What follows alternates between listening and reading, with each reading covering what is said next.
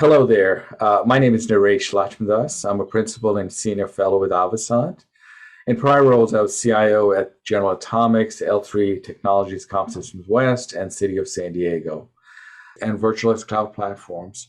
So in today's discussion, we'll dive into the hyperconvergence of transforming enterprises, both digital and cloud, and getting to a better understanding of next generation cyber defense strategies that are needed to secure the enterprise as we look into the future of IT.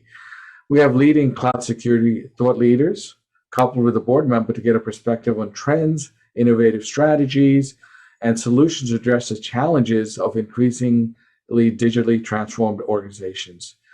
So I'd like each of you to spend a few minutes introducing yourselves and share with the audience some thoughts about the challenges in this very cloudy environment and your thought leadership. So Gary, I'd like to turn it over to you. So my name is Gary Hayslip. I'm currently the Chief Information Security Officer for SoftBank Investment Advisors, the Vision Fund.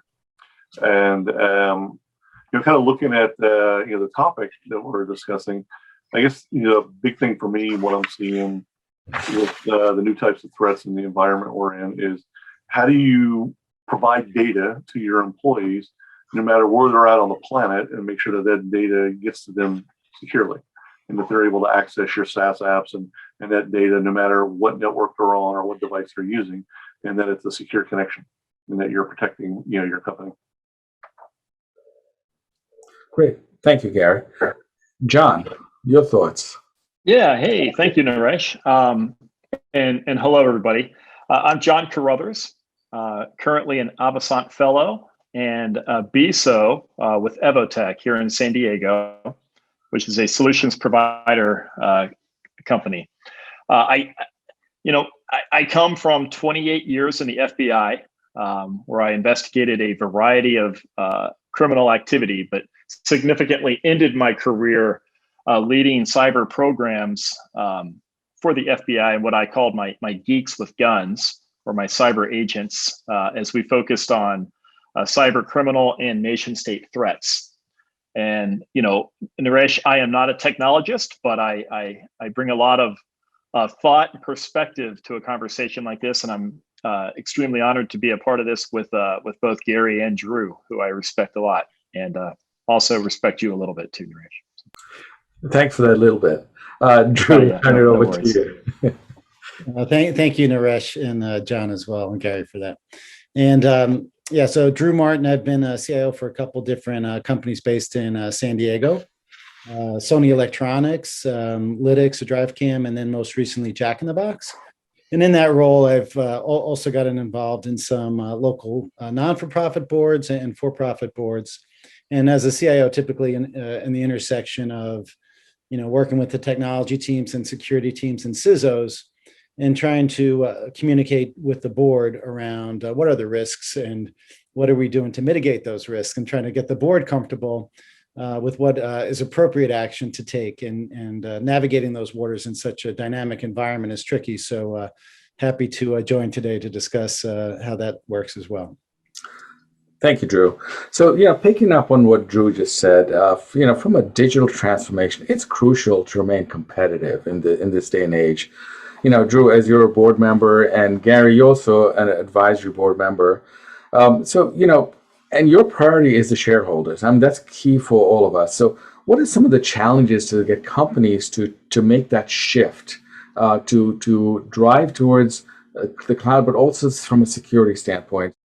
Yeah, sure. I think, of course, board members always have the fiduciary responsibility of making sure they're protecting the enterprise value and optimizing the return for the shareholders.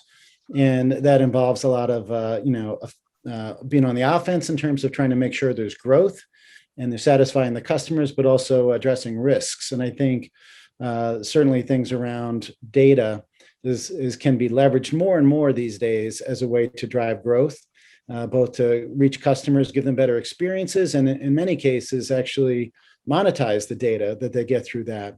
And so there's a growth element of it, but at the same time, there has to be a defensive element where that data needs to be protected. And there's a lot of waters to navigate.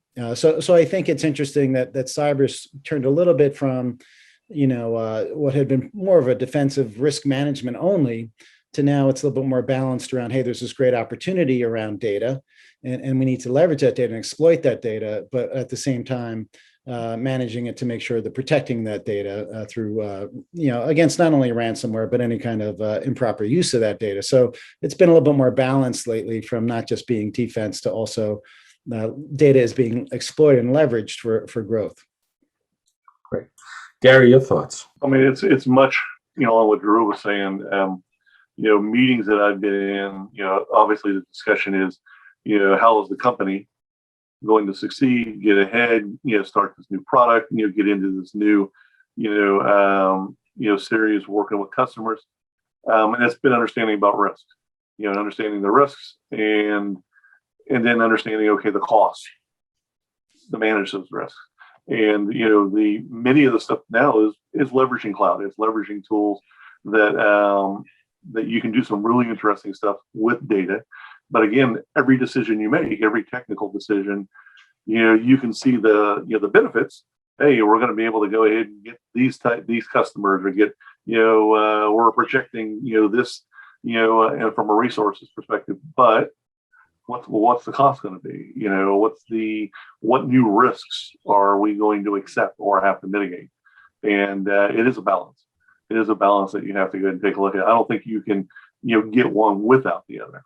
And typically I get called in to go ahead and give a little bit of clarity or a little bit of reality, before they start making decisions.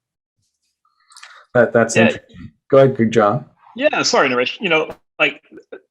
To both Drew and Gary's points, I'm also, I would have to say I'm probably a little biased because this is kind of my world, cybersecurity, but I feel like it's already somewhat happening, as far as getting companies to trigger on taking those next steps into that next phase of security. And kind of the reason that I would say it's happening is we can't get away from it. When you look at, you can't turn on the news or read a paper, or, I'm dating myself by reading the paper, go to a website and not see another ransomware attack, just dominating the headlines. And so Drew, when Drew talked about, monetizing data, I think probably it might be semantics, but I always talk about monetizing the threat. And I think with each ransomware attack and, for example, $5 million payment, I think that's happening. And so it's definitely popping on the radar of all of us, consumers, boards, you name it. So that's a good point there, John. So Drew, I hear a lot about insurance, and a lot of companies are thinking about it or somewhat leveraging that as maybe offset the costs of this. What are you seeing out there where you're sitting at the board level? And you're also former CIO as well. So just want to get your thoughts on that. I think the insurance question is a really good one and a topical one. Boards have always known there's ways to get insurance to cover for certain cyber breaches. But more recently, especially with the dynamic that the company gets to decide if they're going to pay a ransomware attack, like Colonial Pipeline did.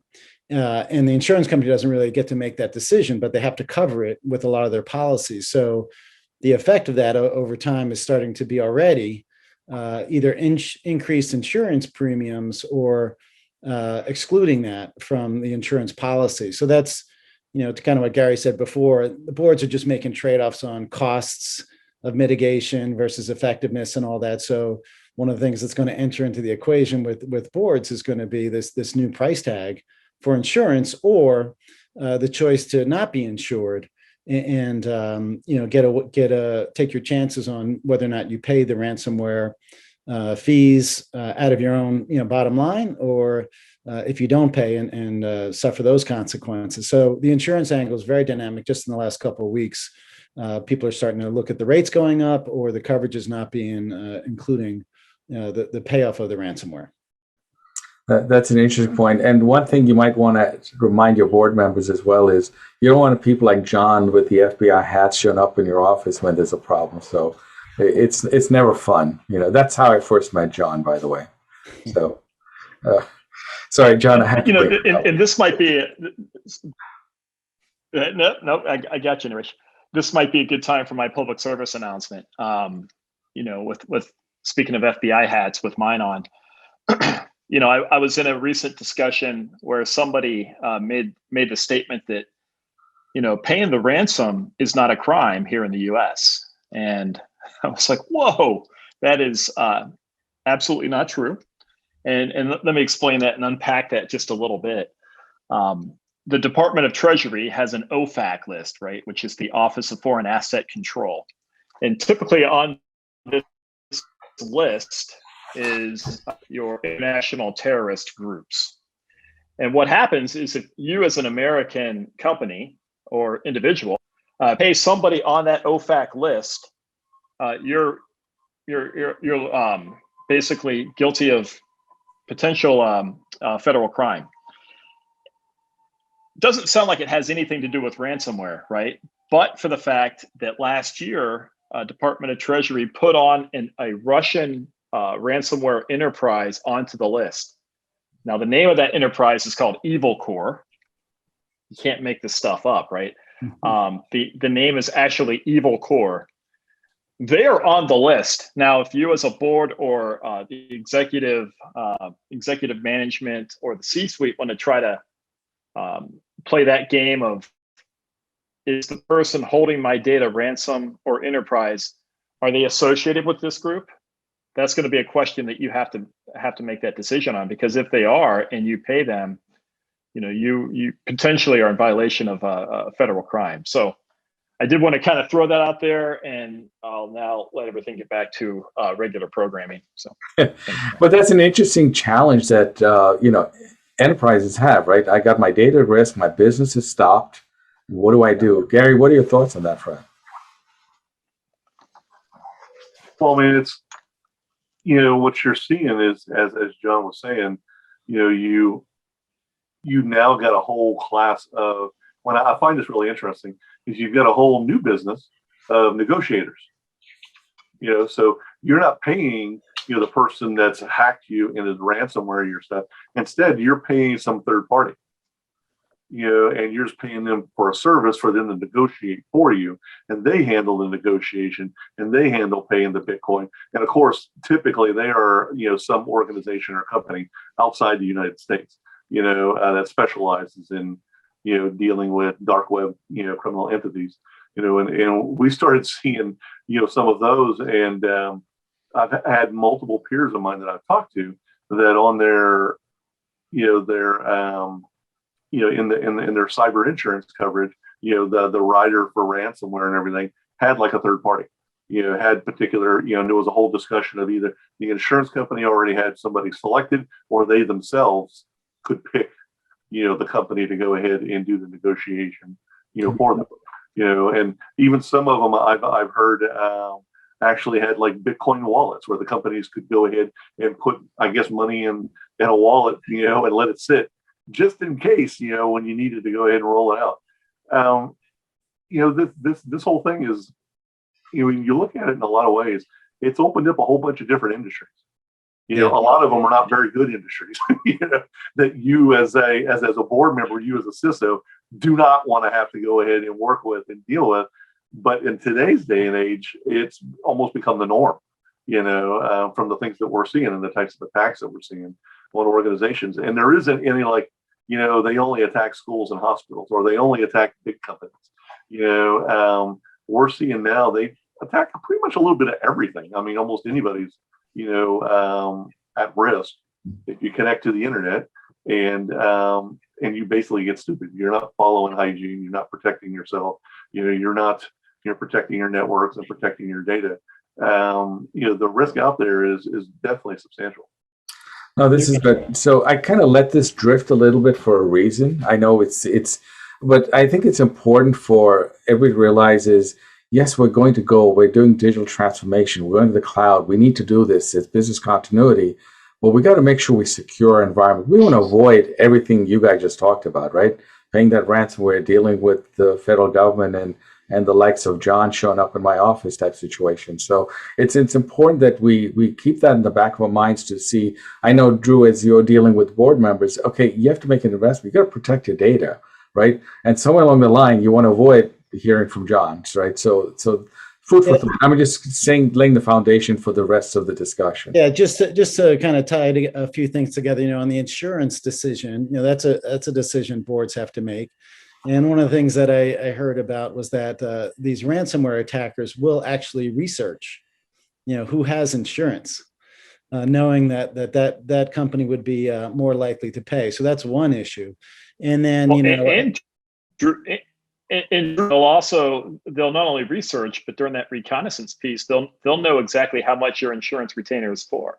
Right. So they're price setting the ransom based on that research, right? Yes. So you have that dynamic to begin with.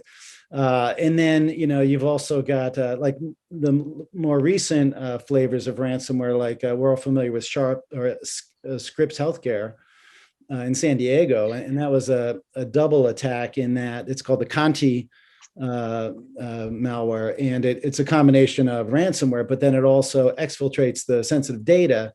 And so as you're trying to make a decision about if you can bring your systems back up in time, they say, well, you better pay quickly because we're also going to start posting this private information. And then in addition to John's point around OFAC, and making sure you're not paying someone you're not allowed to pay, there's also legislation coming out, or President Biden last week signed an executive order that's going to make it, it's going to quote unquote facilitate sharing of information. So you might also have your third-party provider, say Amazon or Azure, if they're aware of an attack, being legally obligated to share that information. And so, while as we've all been in that situation where people like John have called and offered from the government and offered to help in a situation, there's a lot of decisions that need to be made about whether you're going to not only pay the ransomware, but also how you're going to deal with disclosing the information. You've got a lot more customer information. There's different legal obligations and guardrails on that. So it really describes how dynamic the environment is, not only for boards making decisions, but also CIOs and CISOs navigating through. And I think maybe the last point on that, I would say, Naresh, is not that boards say they don't want this to happen. I think boards have come around to saying, we know it's going to happen eventually. It's not a question of if, but when. And when it happens, we just want to be in a position where anyone on the outside would look in at the measures we took and want to make sure that they were reasonable and practical and as effective as possible in mitigating that. But it is going to happen. I don't think any CIO or CISO should tell a board, we're in great shape. This is never going to be an issue. We're not going to have that visit from the FBI. Okay. Thanks, Drew. So building on that, so what do enterprises need to do to establish a more secure framework? I mean, we need to stop this whole whack-a-mole thing with, oh, we have this problem, let's buy this software, have this problem, buy that software. And it's just, enterprises are doing their best. They're just buying a lot of stuff. But is there some focused way as we look ahead to support their data in the platform and change their MO? So I just want to get, Gary, your thoughts on that front and what people need to do as we move together. I'm thinking like zero trust and stuff like that.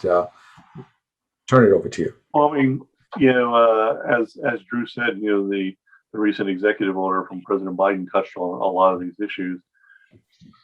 And in fact, I mean, it was even talked with peers just recently because of articles that have come out about trying to blame who was responsible for this, like dealing with the pipeline attack or like with Scripps. The issue you've got is companies know they're supposed to follow best practice.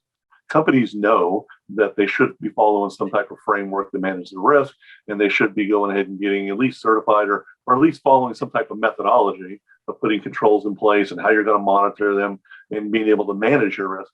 They just don't do it.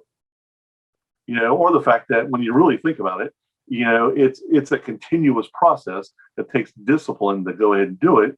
Mm-hmm. And many companies, boards, executive leadership teams, they kind of look at, hey, we've paid for all this, we've put it in place.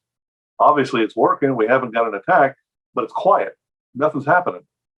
And when you really think about it, security, we're actually protecting you from something that hasn't happened yet. We're actually protecting you from that bad day sometime in the future. And companies kind of forget over time And the next thing you know, you lose resources, you lose staff, you lose budgets. It's extremely hard to keep that discipline up and to keep that a continuous process and to keep it to where it's it's part of the culture, to where security is baked in and you're expected to go ahead and do the right thing, and it does. It comes back and it bites you. I mean, I honestly think the biggest things companies can do is give their security team and their security executive the resources to be able to stand it up and have the understanding that, hey, this is for the long haul. This isn't something that's just a one-off. You basically are building something that's a life cycle. And just like you've got your dev life cycle and you've got your sales life cycle, cyber's a life cycle as well, and it's continuous. And you've got to put resources in it, and you've got to manage it. And it requires you to change out technologies out of the stack. It requires you to go ahead and look at new technologies like zero trust, to look at new technologies and implement things like dealing with cloud and 2FA and different ways to protect your data and to protect your people. It also requires the CISO to talk to their peers. You got to be able to share information. No one's ever going to know anything. And just accept the fact breaches happen. So prepare for it before they happen. Prepare for the incident response and the business continuity, so you know who you're going to call and what you're going to do and what the process is. Prepare for resiliency, so that if a breach does happen, the whole business doesn't go down. You can still go ahead and operate while you deal with the issue, where the incident's at. And again, it's a methodology that you've got to continuously do, and you can't just go ahead and just accept it as a one-off cost and think, okay, I'm good. No, you've got to have that in your budget next year. You got to have that in your budget again the year after that, and the year after that. It's now become part of the culture. Accept that. Okay. So, and John, go ahead. No, Gary makes so many great points, and he started talking, and I'm thinking of analogies, and then he started making more points that were even better, and so my mind started going down a rabbit hole. But Gary's talking about, security essentially protects against that bad day. And my analogy, I always make sports analogies, and, security is kind of like the offensive lineman, right? In football, that's trying to prevent the sack. And so that bad day is the sack. And that kind of transitions into, I think oftentimes, Naresh, we get that question, what innovative ways can companies or security programs come up with that's going to better protect us? And I think oftentimes we get out over our skis when we start trying to answer that question, because instead we need to be talking about or focused on the blocking and tackling. Yep. Right. Again, more of the analogies, but there's so many companies that don't focus on the blocking and tackling, and to ask those guys and gals, what more can they be doing? Well, let's not get too far ahead of ourselves. First, let's do the basics, and then we'll start focusing on that, and then we can have a discussion, a little bit later on what those basics might be. But I did want to kind of put that out there, that we need to always be careful when trying to answer that question on how can we innovate. No, I want to take on what you and Gary were just talking about. So, as you look at the bad guys, the actors, they're coming in with bots. They got stuff all over the place. I've been doing my research in this, a lot of third-party providers out there have the capabilities, because they're looking at a broader spectrum than just an enterprise, just internally what they know. And to Gary's point, as they reach out to their compadres, how do you leverage the skills and capabilities a lot of these folks now have, that are able to almost have bots in place, RPA type tools, to recognize situations and take out? About a year or so ago, one of the providers was able to, typically it took like a day and a half or two before somebody could identify a situation.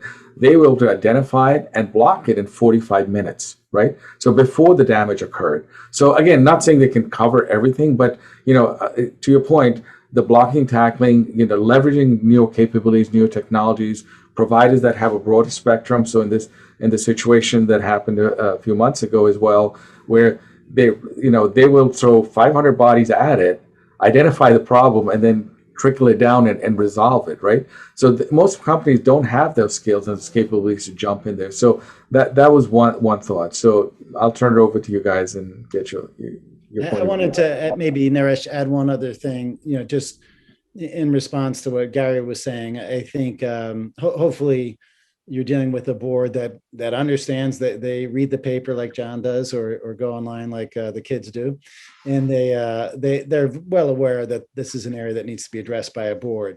I think the catch, also to Gary's point, is that, but nothing's happened yet. So for years and years, perhaps the CISO has gone and said, I need budget, and they've supported it. But at the same time, sometimes it comes across as a little bit of a black hole of financial spending. And so I really think those requests have to be put in context, with what the efficacy is and what the newer threats are. So 2 examples from a board meeting I had yesterday. Someone suggested that we dial up the cleverness of the faux phishing attacks, where we had been doing, sending out fake links to employees to see what percent would click on them. And they had been kind of gentle in nature. And since the sophistication of the ransomware attacks are going up, we said, let's make them even more sophisticated and more frequent in the faux phishing. And so that's an example of something that's super cheap to do. It's just a little more of a cultural question where some people start to gripe that it wasn't fair, what the faux phishing attack done by the CISO was. Another thing was just following through with endpoint protection. And a third thing was going back to cold storage for DR with read-only data storage, so which is kind of cheap as well.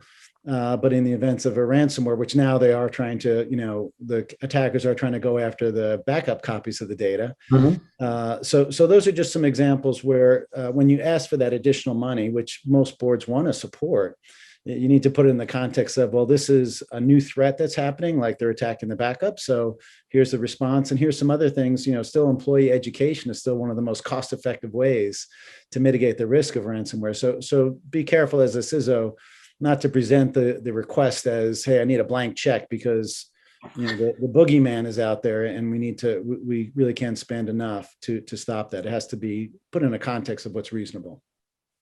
And Drew, where I was kind of going from was not a blank check. It's kind of looking at the money you're spending today and trying to find more effective ways to get the protection and be ahead of the curve. So that's what's going. Gary, your thoughts? No, I mean, Drew really hits on a good point. I mean, I've always looked at, and I've talked about it a lot recently that, the CISO role especially has become more strategic. And I kind of look at it as you're really a business executive using technology and people and process and stuff to manage risk. And so you've got to be able to provide value. You've got to be able to show this is what you're spending and what it's doing and why you need it.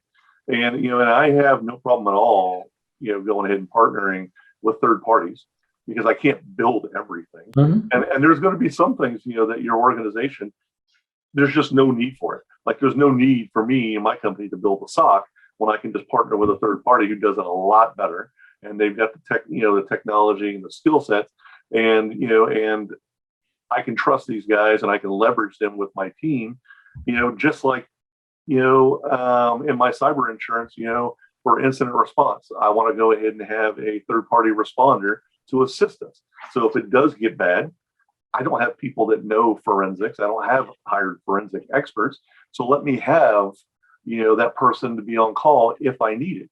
And then, oh, by the way, how about I get my SOC and then the IR retainer people together, and then let's all three of us do a tabletop and see what the whole IR process is going to be like. So we all know each other and we're comfortable with each other. I mean, you've got to be willing to go ahead and partner, with these third parties because you actually get better for it. And then you explain, and then when you talk to your board and you're getting the budget, you can walk them through what you're doing, and they can see the value of it. They can understand what you're doing. But and again, every year I break down the stack. I break down what we're buying, what we're changing out, why, and a lot of it's a shift in the threats. It's a shift in the company itself is changing, and they're pivoting and they're doing something new. And I'm like, okay, well, here's the risks that are involved, and I usually give them 3 or 4 ideas on how I think we could approach that risk, and then as a team, we make a decision as to what we want to do moving forward. But I definitely, really like what Drew was saying, is that it's a business discussion, and you have to explain the value. It is no, the sky is falling. It is no, oh my God, everything's coming to an end. No, it's a business discussion, and they need to understand, the resources they're giving you and why. Just like they do when they talk to the CIO, just like they do when they talk to the COO or the director of marketing or the director of sales. So I love that. John, you're all into partnerships, right? So what are your thoughts on that front? Yeah, well, thank you. That's a perfect segue. Yeah.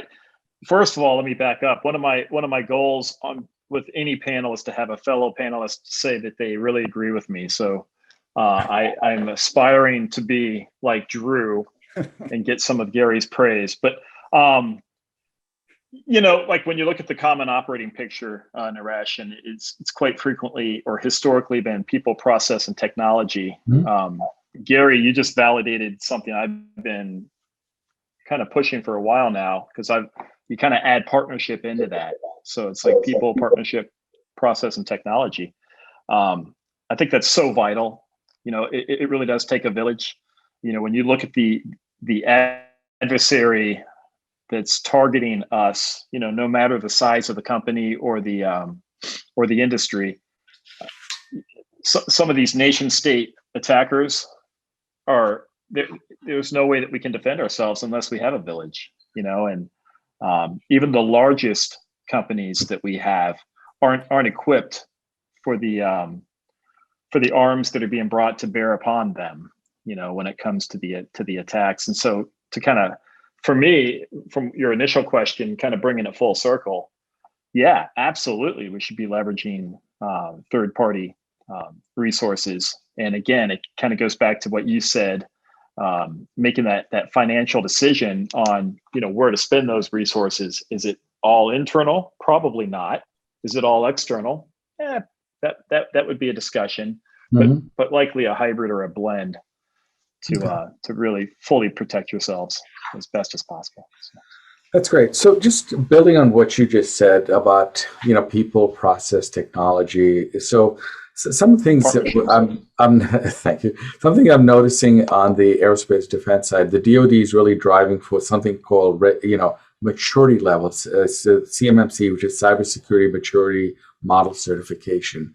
So that's really trying to get the providers, the suppliers to them to improve their maturity level and put the right controls in. Some of it's technology, some of it is people and process as well. So what are you guys seeing there beyond I call it what the DoD is requiring, within the other business segments as well? First, I just want to go on record saying that it was a great point by John, and I think Gary agrees. Awesome. But I do Thank think you, Drew. That really means a lot. I do think on the partnership level, my experience has been, on the one hand, third parties, whether they're SOCs or just general cloud providers, tend to bring a tremendous amount of capability, but at the same time, on the process point, the accountabilities, around who's accountable for what. I know we had a situation at Jack with Amazon, where they provided the cloud environments, but the way we configured them affected the security of those. And they did a great detection and early warning on some issues that came up, but it was ultimately our job. So I think as you get into these partnerships, there is a great way to go, but at the same time, need to be careful about going through the changes in your department around accountabilities to make sure as you transfer some accountabilities, responsibilities to a partner, you make sure it's clear about who does what in the new arrangement, and including in that, I think to your point, is around maturity. But maybe Gary has some thoughts around that kind of assessment of third parties and their maturity. I mean, you're right. I mean, you get that, as John stated, and I do agree with you, John, because the thing was, when I was a CISO at the city, I worked with John extensively, and his team, and even after I moved on the web route, I worked with them quite a lot and used a lot of their services. So the partnership piece, I definitely agree with. And I honestly think it's a core thing for CISOs as they mature to accept the fact that they're going to have to develop where they're at in the community, their network, their partnerships, because they're going to need them. They're going to need them to go ahead and help their security program get better to protect their company. And I go ahead and I look at as you were talking about the CMMC.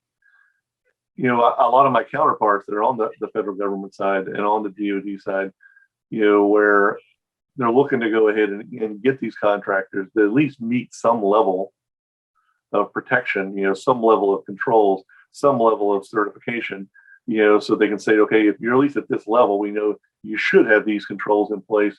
You should be protecting this data and managing risk at least at this level.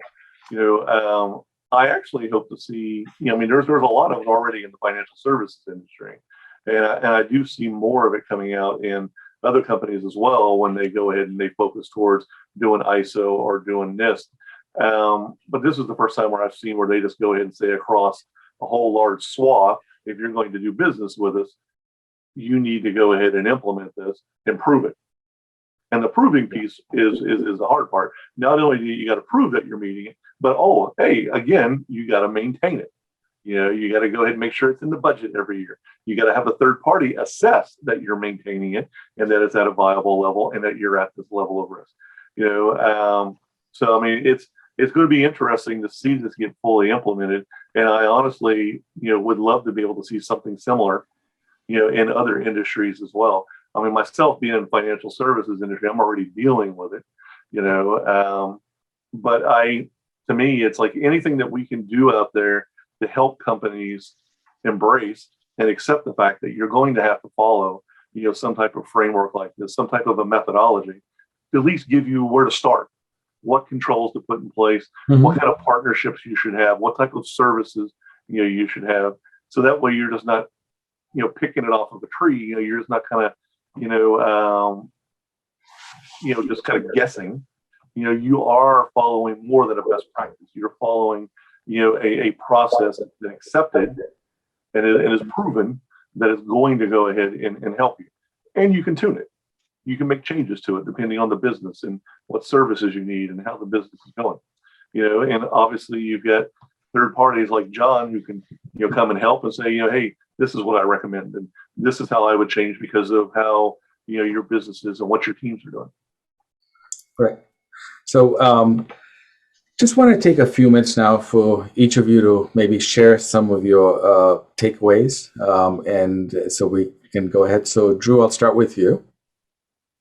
Yeah, I just think it's, what's old is new. I think it's always, we've been at this for a while and it still remains a really dynamic environment. So I think from at least a board level, some of John's points around, government regulation and before you pay ransomware, you have to think about the legality of that. And then also the changing nature of insurance. And then the stuff Gary had talked about as well with there's new innovative things we might be able to do technically, but you kind of put those options out in front of a management team or a board and say, hey, here's the choices we make and business decisions around how to mitigate the dynamic risk and stay vigilant. And at the end of the day, from a board, at least, they want to make, they understand it is going to happen eventually. So if and when it does, you can have taken reasonable measures to get prepared, and then you're quick on detection and quick on remediation and make the right decisions in the moment of truth. And that's really what it's about. So those are some of my key takeaways. Gary? I think, one of the biggest things, just kind of leading off to the, the discussion about, cloud itself. Cloud is good. Cloud is, you're going to have to accept it because it's not the future, it's today, it's happening now. Companies are using it. For those security executives, those leading teams, those building programs, you're going to have to go ahead and deal with how you're going to manage cloud. And just understand your security stack will be different, but it's still security. The risk that you're going to manage is still going to be there. It may be a different flavor, and it may be a little bit different because of how your company is using data or what SaaS apps you're doing. But security, risk is risk. You guys, it's okay. And the fact that you've got a community, talk to other systems that are already dealing with it, and let's go ahead and let's get it done. Just understand that there are going to be changes. but you've got this. You know how to manage networks. You know how to manage controls. You know how to go ahead and protect data and help protect your company. It's going to shift a little bit. It's going to be a little bit different, but that's okay. Don't stress out about it. Just go ahead and build. Thank you, Gary. John? Yeah, thanks, Naresh. Just as Gary just said, don't stress out. Don't make this an emotional situation. Just understand that, you know what? It is a scary world out there when it comes to cybersecurity. But let's not get ahead of ourselves, like I said earlier, and really just focus on being objective. I mentioned, that some of the blocking and tackling. Everybody's got a different definition of what blocking and tackling means, and I would just put out there that there's no such thing as a finite list of security controls that you should be focused on. But some of the threats that we're seeing in recent weeks, I'll go ahead and list like 4 or 5 now. If we have a secure email gateway, right? If we're focused on EPP and EDR, endpoint protection, MFA. Why is everybody not on the MFA train? I've yet to figure that one out. Multi-factor IDS, authentication. What's that? Multi-factor authentication. Yes, multi-factor authentication, or 2FA, two-factor authentication. IDS, IPS, right? Intrusion detection and intrusion prevention, and then like a threat and vulnerability management solution or strategy. Those are just some things. And then, like Drew mentioned earlier, employee education. An phishing campaign for awareness sakes. I mean, there's so many different things that we could start with, but really, let's just focus on the basics and not get too emotional. Let's stay objective and kind of work in that village type of methodology. So that's it. That's what I have, Naresh. So, John, I do agree with you. So just want to point that out. This is really working out well. This has been one of my all-time favorite panels, guys. I really appreciate it. No, but honestly, this has really been very informative. And as we're looking ahead again, let's learn from 2020. Let's look beyond 2022. The future of IT. How do we be prepared for that? Leveraging new technology, new capabilities to get us to a better place. So again, I really wanted to thank our esteemed panelists for sharing your insights and thought leadership. Gary, Drew, John, thank you very much, and cheers. Cheers. Thanks, Naresh. Awesome. See you, everybody.